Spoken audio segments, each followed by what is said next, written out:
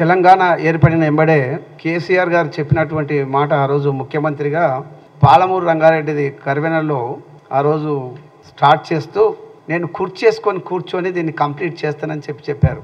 మరి ఈరోజు 10 సంవత్సరాలు అయిపోయినా కూడా ఇప్పటివరకు దాని మీద ఏమాత్రం ఆలోచన చేయలేదు. అప్పటికి అంటే దక్షిణ ప్రాంతమైనటువంటి ఈ మహబూబ్నగర్ ఉమ్మడి జిల్లాను వలసల జిల్లా అని చెప్పేసి కొన్ని వందల సార్లు వేల సార్లు చెప్పినారే తప్ప దానికోసం చేసినటువంటి సందర్భం అప్పుడున్నటువంటి కేసీఆర్ గారు కానీ అదే ఇప్పుడు చెప్తున్నటువంటి ఇరిగేషన్ మంత్రి గారు అప్పుడు ఉన్నప్పుడు చెప్పినారు, మేము అన్నీ చేస్తాం, దక్షిణ ప్రాంతం మహబూబ్నగర్ నాకు చాలా ప్రేమ అని చెప్పి నేను కాలువల చుట్టూ తిరుగుతున్నా అని చెప్పినారు.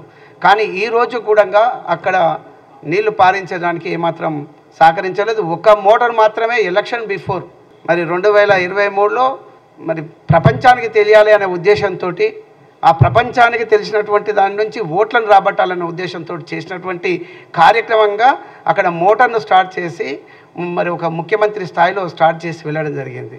అది ఈరోజు కూడా నడిచేటువంటి పరిస్థితి లేదు. ఇప్పటివరకు మా మంత్రి గారు చెప్పినట్టుగా ఒక టీఎంసీ కాదు కదా, అర టీఎంసీ పావు టీఎంసీ కూడా బయటికి పోస్తే అక్కడికి ఏదైనా పొలాలకు వెళ్ళేటువంటి పరిస్థితి లేదు. 28,000 కోట్ల రూపాయలు పెట్టినాము, ఇది పెట్టినామని చెప్తున్నారు కానీ రైతులకు ఏమాత్రం ఉపయోగం లేకుండా పోయింది. అదేవిధంగా కల్వకుర్తి ఎత్తిపోతల పథకం అప్పుడు కాంగ్రెస్ హయాంలోనే చాలా మటుకు అయింది. ఆ తర్వాత మళ్ళీ ఇది కంప్లీట్ చేస్తాము, ఇన్కంప్లీట్గా ఉన్నాయి, మేము కంప్లీట్ చేసినామని చెప్పినారు. ఒకటే చెప్తాను, చిన్న విషయము, 178 కోట్ల రూపాయలు మరి అప్పు చేసి ఈ కల్వకుర్తి ఎత్తిపోతల పథకానికి మేము పెట్టినామని చెప్పినారు. ఒక చిత్తశుద్ధి లేదనడానికి ఇది నిదర్శనం. 5,02,662 రూపాయల ఒక రైతుకి ఇచ్చినట్లయితే ఈరోజు 6 సంవత్సరాల కిందనే మరి అక్కడ ఉన్నటువంటి 34,000 ఎకరాలు పారేది. 178 కోట్లలో వాళ్ళు ఇప్పటివరకు అప్పులు వరల్డ్ బ్యాంక్లో తీసుకొచ్చినారు, ఎక్కడెక్కడ తీసుకొచ్చినారు, అప్పులు అయితే చేసినారు, దానికి వడ్డీ కడుతున్నారు తప్ప రైతులకు ఏమాత్రం ఉపయోగం లేదు.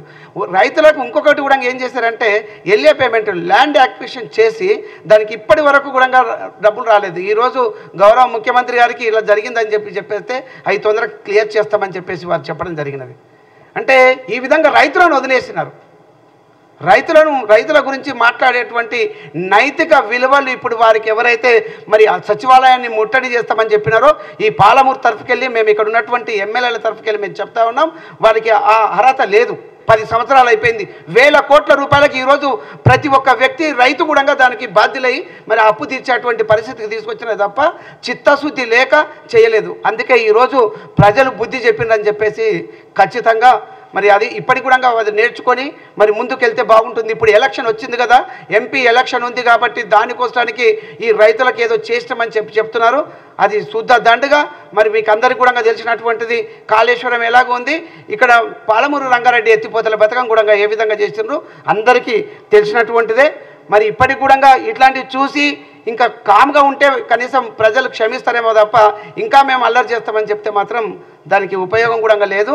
మరి కాంగ్రెస్ ప్రభుత్వంలో ఖచ్చితంగా నీళ్లు రావడం కోసానికి కల్వకుర్తి ఎత్తిపోతల పథకం కావచ్చు, వాళ్ళ అసమర్థతకు అదే నిదర్శనం. రైతుల మీద ప్రేమ ఉంది అని చెప్తున్నారు. రైతులు భూములు కోల్పోతే వాళ్ళు పంట పొలాలు పండించుకోవడానికే కదా చేశారు, వాళ్ళకే డబ్బులు ఇవ్వలేదు. వేలాది లక్షలాది మంది కోసం మరి ల్యాండ్ కోల్పోయినటువంటి ఆ రైతులకు డబ్బులు ఇవ్వకపోవడం అనేది దురదృష్టకరమైనటువంటి విషయం. నీళ్ళు ఇస్తారా ఇయ్యరా వేరే విషయం, ఆ ల్యాండ్ కోల్పోయినటువంటి వ్యక్తులకు ఇప్పటివరకు కూడా డబ్బులు ఇవ్వలేదు. ఈరోజు మరి కాంగ్రెస్ ప్రభుత్వం ముందుకు వచ్చేసేసి వదిలిపెట్టిన దాన్ని చేయడానికి మరి ముందుకు వచ్చినారు. మరి వాస్తవంగా పాలమూరు రంగారెడ్డికి కూర్చోవడం వల్ల ఏమాత్రం పర్మిషన్స్ లేకుండా నేను స్టార్ట్ చేసినామని చెప్తున్నావు, ఎక్కడిదక్కడ వదిలేసిపోయినావు, డబ్బులన్నీ వృధా అయిపోయింది.